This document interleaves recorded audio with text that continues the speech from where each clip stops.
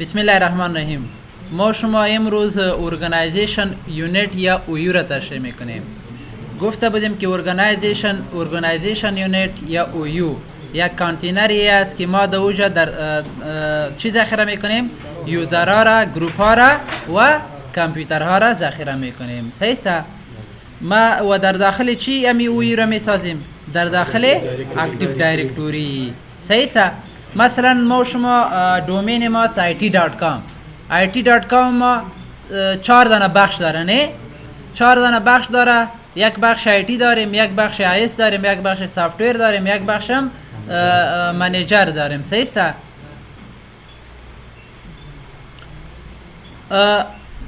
و ما میخوایم اینمی یوزرهای ما جدا جدا چی بکنم؟ تقسیم بکنم. یعنی کسانی که در آیتی است باید در بخش آیتی باشه، کسانی که در بخش آیس است باید در اویو چی باشه؟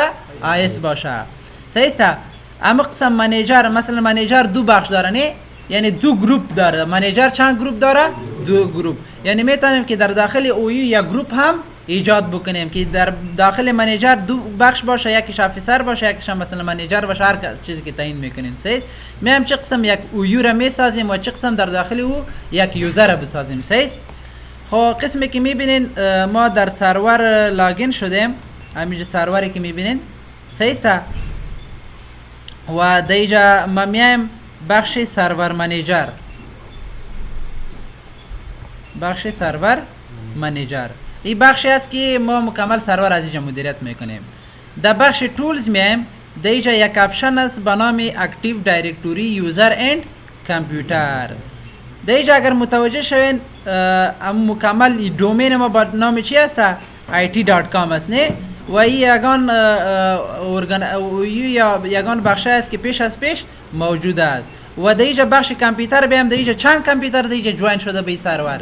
دو دانه کامپیوتر. حالا شما میتونید که یک سرور کامپیوتر به سرور جوین بکنین؟ ایرا خوانده بودین. خیلی چه قسم کار میکنین؟ در کجا میروین؟ اول استپ اولین کاری که میکنین چی است؟ با مو کامپیوتر چی میتین؟ آی پی میتین. صحیح؟ آی پیش باید با رنج یا کلاسش با سرور چی باشه؟ یکسان باشه. دیگر دی ان اس میتین. در دی ان اس چی نوشته میکنین؟ آی پی سروره. بعدن چی کار میکنین؟ سیستم ور گروپ با چی تبدیل میکنین؟ با دومین. اموجا سرور هر نام دومین تان کی بود it.com نوشته میکنین. یاد دارین را خو؟ کی یاد نداره راست بگه؟ ها؟ خب نام ویدیو رو ببین میشه.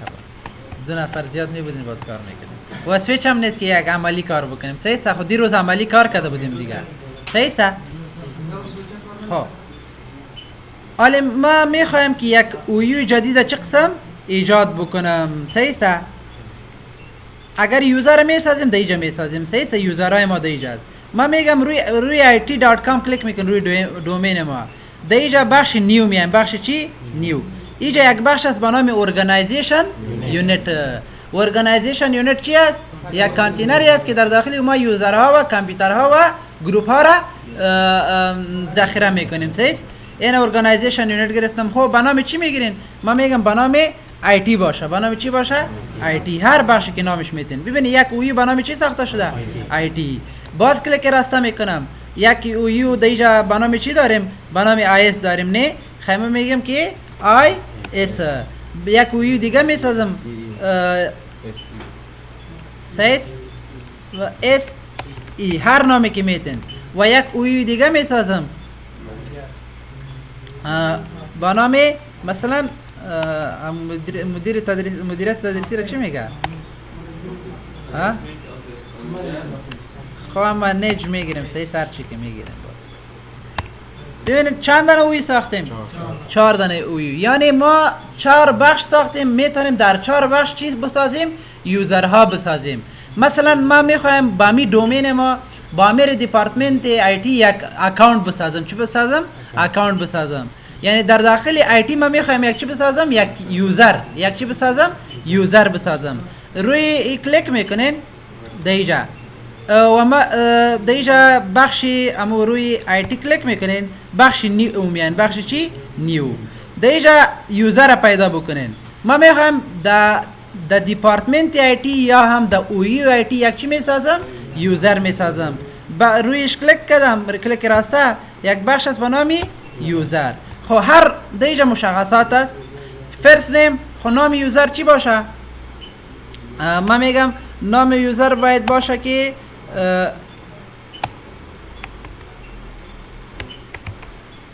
سیس با خاطر استاد خوشحال مثلا یک اکاونت میسازیم. سیس دیجا اینیشال که یک نام مثلا یک پاسورد میتین، سیس هر چیز که تعیین میکنه دیگه، یک فرعی یک چیز میتین. لاست نمیشه میتین یا نمیتین مشکل نداره. سیس تا خالی اینمی نامشه ضرورت.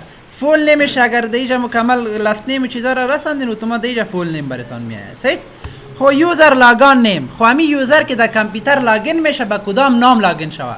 مثل که شما جیمیل اگر ساخته باشین نه، یک خود جیمیل است، یک نام میتین نه، مثلا نام دادین احمد، ولی وقتی که لاگین میشین با او براتون مثلا یک چیز دیگه احمد مثلا یک دوسیه، یا میتونه با یک نام دیگه هم لاگین شون، ولی یک نام دارین، یک هم یوزر لاگین نیم دارین، یک خود نیم دارین، یک هم لاگین نیم. دیگه هر نامی که تعیین میکنین، من میگم با نام با می نام باید پاس شوه لاگین شو. مشکل نیست که همو نام میرسن و نمیرسانین. سیس علی که لاگین میشه با کدام نام لاگین میشه؟ خوشحال رحمان @it.com. ولی اگر کامپیوترایی که مثلا جدید نباشه باز میتونه که نام IT دیگه چی هسته؟ اونمو دومین مؤسسه است و سلش چی میتین؟ امو اکاونت تان فهمیدن. خوب خواهی نمیشه اکاونت هم میسازین، روی نکس کلیک میکنین. خب پاسورد چی میتین؟ هر پاسوردی که میتین، مثلا من میگم که پاسوردش باشه خان @123 و دیگه پاسورد خان @123 و دیگه چند بخش هسته. یوزر must change password at next login. ای اگر چک باشه، اگر استاد خوشحال با کامپیوترش لاگین میشه اتومات یک صفحه میاد که تو باید پاسورد چی بکنی؟ تغییر بکنی. به خاطر که دیگه اپشن چک کردیم که یوزر must change password at next login. وقتی که یوزر لاگین میشه باید پاسورد چی بکنه؟ چنج بکنه. اگر مثلا اکاونت میسازین بدلتان پاسورد دادین، ولی میخواین مثلا همو یوزر یا همو کارمند میخواد که وقتی که لاگین شد اتومات پاسورد رو تغییر بده. خیلی با شما کدام اپشن برشان چک میکنین؟ امی اپشن ضرور نیست، ولی مثلا پاسورد بدل خود ما دادیم نه، خان @123 بود نه، مثلا این خان @123 را تعیین کردم، باید استاد خوشحال همی وقتی که لاگین شد بدل خواه پاسوردی که تعیین میکنه. خیلی به خاطر که او خودش پاسورد داده امو وقت تعیین بکنه چنج بکنه کدام اپشن برشان چک میکنه؟ این می اپشن فهمیدن. خب یوزر cannot change password. اگر این اپشن برشان چک کردین امی یوزر نمیتونه ایش پاسورد خود تغییر بده. کی برشان تغییر میکنه پاسوردش؟ امی کسی مثلا امی کسی که در دومین کنترلر کار میکنه، کسی که امی مکمل سیستم چی میکنه؟ مدیریت میکنه، امو ادمنستراتورشه. صحیح؟ خب اگر یک قسم کار میکنین که یک کارمند نتونه هیچ پاسورد تغییر نده، باز کدام اپشن برشان چک میکنین؟ امی اپشن پاسورد نیور اکسپایر. باز شما یک پالیسی میخواین چه قسم پاسورد اکسپایر شوه. صحیح؟ یک کجا امی سرور یک وقت داره که بعد از اینمی وقت باید پاسورد شوه اکسپایر شوه. اگر این چک اینمی بخش چک کردین امی پاسورد هیچ اکسپایر نمیشه. و یک بخش دیگه است account is disabled. اگر این بخش چک کردین به این معنی که اکاونت میسازین یعنی یوزر میسازین ولی فعال نمی باشه، دیسیبل می باشه. مثلا امیال یوزر میسازین ولی دلتان نیست که امیال لاگین شوه، میتونین که بعدا اکاونتش چی بکنین؟ فعال بکنین. صحیح؟ خب من میگم پاسورد نیور اکسپایر، پاسورد اکسپایر نشوه. هر باز نظر به پالیسی که هر چه قسم میخواستین باز امور تعیین کرده میتونین، مشکل خو نیست این بخش. نکست میگم و فینیش میگم. ببینید با در دیپارتمنت آی تی یا در او یو آی تی یک دانه یوزر چی کردیم؟ ساختیم. فهمیدن؟ خب اما قسم یک یوزر در آی تی دیگه میسازم، کلیک راسته میکنین نیو دیجا هم بخش یوزر. فهمیدن؟ خب مشکل خو نیست. اما قسم در آی اس یک یوزر میسازین، کلیک راسته میکنین بخش نیو میاین و بخش یوزر. اما قسم در اس ای، اما قسم در منیجر یک آرش مانده نه، ما کلیک راسته میکنم چی میگم؟ رینیم میگم منیجر. خب این منیجر ما دو بخش داره نه، من میگم منیجر امی اویی و منیجر باید با دو گروپ تقسیم بکنم. چند گروپ تقسیم بکنم؟ دو گروپ. خیلی کلیک که راسته میکنین دیجا نیو و گروپ میسازین. چی میسازین؟ گروپ میسازین. اگر کامپیوتر اضافه میکنین دیجا کامپیوتر انتخاب. من میگم گروپ اضافه میکنم. خب نام گروپ چی باشه؟ من میگم با نام افسر باشه. هر نامی که میتین و روی اوکی کلیک میکنم. ببین یک گروپ برای ما شده؟ ساخته شده. یک گروپ دیگه میسازم. نیو و گروپ یک بخشم مثلا استاف میگیرم. سیست یک کارمند. سیسته ببینید دو گروپ ساختم. حالا من میخوایم امیجا در بخش منیجر یک یوزر بسازم. چی بسازم؟ یوزر بسازم. خیلی کلیک راسته میکنم و دیگه چی میگم؟ یوزر. مثلا با نام احمد یک یوزر میسازم و لاگینش هم امی احمد باشه و نکس میگم احمد ارت 1 2 3 و میگم که پاسورد نیور اکسپایر. مثلا امیرا کار ندارم که وقتی که لاگین میشه یا وقتی ما ضایع میکنه که پاسورد تغییر بده. خیلی میگم فقط پاسورد اکسپایر نشوه و دیجم احمد ارت 1 2 3 نکس میگم فینیش میگم پاسورد یکسان نبود نداره. خب میگم که AH ارت 1 2 3 AH ارت 1 2 3 فینیش. خب پاسورد تو میتونیم به اوجا یک پالیسی هست که باید پاسورد هیچ تکرارم نباشه و دیگه نامش خیلی کار میکنیم. باز او پالیسی ها رو میخوانیم. سیسته خب ما میگم که اسی باشه جان ارت 1 2 3 جان ارت 1 2 3 نکس. ببین یوزر برای ما چی شده؟ ساخته شده. یک یوزر دیگه میسازم. بخش نیو میایم بخش یوزر و با نام محمود هستی. خب با می نام هم لاگین شود. سیست و دیجا هم کنترل وی همین نام هر میشه که شما ایره مختلف هم بگیرین. سیست ولی وقتی که لاگین میشه نام یوزر محمود می باشه. اگر دیجا خان تین کدین باز با خان لاگین میشه. نکس میگم پاسوردش باشه که ABC ارت 1 2 3 ABC ارت 1 2 3. ما میگم که پاسورد فقط اکسپایر نباشه دیگه شکار نداریم.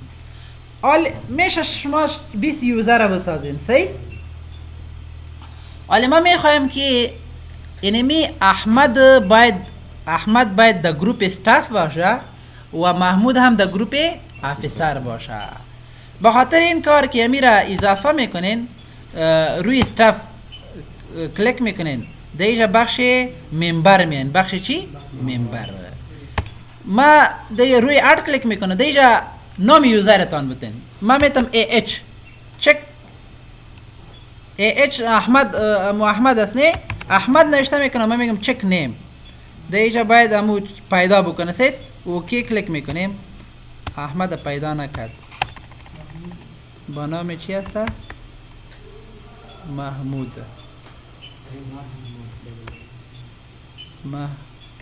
دو دادم محمود. خب چک نیم نام چک میکنه که همی هست یا نیست. خب من میگم اوکی باشه. سیسته حالا میبینه که همی نفر هست یا هم نیسته. باید پیدا میشد. خب یا یک قسم هم میشه که روی ادوانس کلیک بکنین. روی ادوانس و دیجا هم بخش فایند یا بخش چی بیام فایند ناو بزنم. سیست اینجا مکمل یوزرها براتان لیست میشه. از اینجا پیدا کرده میتونین. محمود دیجا است استاف است دیگه هم در ویندوز سرور جدید باز شما اینجا محمود نوشته بکنین. سیست محمود روی چک نیم کلیک بکنه براتان پیدا میکنه. سیست خب اوکی میگم. خب خیر باید پیدا میکرد. و یک طریقه دیگه هم هست که روی مثلا محمود اضافه میکنم. نه کلیک راسته میکنم میایم بخش دیجا ارت تو گروپ باید باشه. این اینجاست ارت ا گروپ. سیست دیجا باید همون گروپ ما پیدا بکنیم. سیست نام گروپ ما چی است؟ افسر. ببین افسر برای ما چی کرده؟ پیدا کرد. من میگم اوکی. میگه the add to group operation was successfully completed. ای در گروپ افسر شده؟ اضافه شده. اگر بخش افسر بیایم بخش ممبر بیایم چند دانه اضافه شده اینجا؟ یک دانه میتونیم که از اینجا اضافه بکنیم. روی اد کلیک میکنیم، در اینجا ما میگیم که احمد هم اضافه شود. چک نیم ببینید در اینجا چی آمد؟ ahmad@it.com. فهمیدن؟ خب میشه از اینجا اضافه بکنین. ما پیشتر در منبر اف میرفتم، نه بخش منبر میایم. خب ما میخوایم در بخش استاپ احمد اضافه بکنم. احمد چه بکنم؟ اضافه بکنم. خیلی چه قسم اضافه میکنین؟ کلیک میکنین، بخش منبر میاین، بخش چی؟ اد. نوشته میکنم که احمد. چک نیم میگم، ببین ahmad@it.com آمد. اما قسم ما میگم شاید 20 دانه یوزر باشه. صحیح؟ خیلی ما میگم احمد هم اضافه بکو، سیمی کالم. چی؟ سیمی کالم. دیگه کدامش اضافه میکنیم؟ محمود. اینا محمود هم نوشته میکنم. هر چقدر که دارین سیمی کالم نوشته میکنین. چک نیم بزنین اتومات براتون همگیشون چی میکنه؟ پیدا میکنه. میشه ایرم چی بکنین؟ در داخل اینمی گروپ اضافه بکنین. فهمیدن؟ خب ما میگم فقط در می گروپ چی احمد باشه. اوکی میگم در اینجا هم اوکی. ما میبینیم که در بخش افسر کدام کارمند داد. رویش دبل کلیک میکنیم، بخش چی میایم؟ منبر. در اینجا کی هست؟ محمود. بخش استاف میایم، در اینجا منبر میایم، کی هست در اینجا؟ احمد. فهمیدن؟ خب چه قسم یک یوزر بسازیم، چه قسم گروپ بسازیم و چه قسم در گروپ چندین نفر اضافه بکنیم. دو کسان هم یا دو اکانت هم کولای سی سومره هغه اضافه کی. صحیح؟ حالا ما میخوایم یک یوزر در کامپیوتر چی بکنم؟ لاگین بکنم. با خاطر لاگین کردن اول اینمی یوزرها ما میخوایم باید در یک کامپیوتر چه باشه؟ لاگین باشه. وقتی که یوزر با کامپیوتر لاگین میکنین باید امو کامپیوتر باید منبر باشه. چی باشه؟ منبر باشه، یعنی عضو اینمی سرور باشه، اینمی عضو دومین باشه. عضو دومین خواندن دیگه. چه قسم یک کامپیوتر عضو دومین بکنیم که باید کامپیوتر اضافه بکنیم، باید اینمی چه شوه؟ نامش بیای کدام کامپیوتر است. خیلی سویچ نیست که با علی مستقیما موصل هستم. صحیح؟ خود چه قسم امی کامپیوتر امی یوزرها را در کامپیوترها چه بکنین؟ لاگین بکنین. مثلا با استاد خوشحال اکانت ساختین، نه؟ اولین کارتانی باشه که همو با کامپیوتر استاد خوشحال چه قسم کار میکنین؟ که یک آی پی میتین. صحیح؟ آی صفر میگم براتون. آی پی که تعیین کردین دیگه دی ان اس تعیین میکنین. در دی ان اس چی میتعیین میکنین؟ آی پی سرور. صحیح؟ سرور. دیگه سیستمش بای دیفالت با چه قسم باشه؟ ور گروپ می باشه. در کجا میبینین؟ در اینجا ان وی نوشته بکنین، در بخش کامپیوتر نیم بیاین، بخش چنج. صحیح؟ ای خو چنج نمیکنین دیگه، ای خو دومین است دیگه. بخش چنج که آمدین اونجا ور گروپ با چی تبدیل میکنین؟ با دومین تبدیل میکنین. ور گروپ با چی تبدیل میکنین؟ با دومین. ایرا خو خواندین دیگه. و اینجا اونموجا دومین تان چی میکنین؟ لاگین میکنین. وقتی که لاگین کردین اینمو کامپیوتر استاد خوشحال عضو سرور میشه. وقتی که عضو سرور شد میخواین اینمی اکانت چی بکنین؟ لاگین بکنین برشان. با خاطر لاگین کردن کجا بودیم؟ دیجا.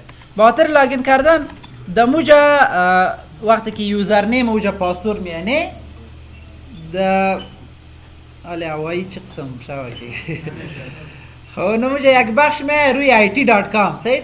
روی it.com کلیک میکنه، دو آپشن اینو قسم دو آپشن براتون میآید. خب اینم امروز سویچ می بود. خب دو آپشن براتون میآید. صحیح؟ وقتی که کامپیوترمو صفحه پاسوردشان میآید. صحیح؟ خاموجا پاسورد خودتان میتونه. اینم قسم یک بخش است. پایینش امو دومین براتون نوشته میشه. ده نمیجا هر دومینه که در اینجا تعیین کرده، مثلا it.com تعیین کرده، نه پایینش it.com نوشته میشه. روی it.com کلیک میکنین، باز براتون دو صفحه میآید، دو دانه اینپوت میآید. یک اینپوت هم نیم است و یک اینپوت هم به خاطر پاسورد است. یک اینپوت به خاطر چی است؟ نام یوزر و یک اینپوت هم به خاطر پاسورد است. نام یوزر چه قسم لاگین میکنین؟ وقتی که ما اکانت می ساختیم، نه اکانت می ساختیم، بخش ادرس بیایم، دیتیل بود، پروفایل، معلومات میشه. صحیح؟ ببینین با کدام نام لاگین میشه؟ بامی خوشحال رحمان نه با شما یک قسم نوشته میکنین که دمو اینپوت اول پرینت شد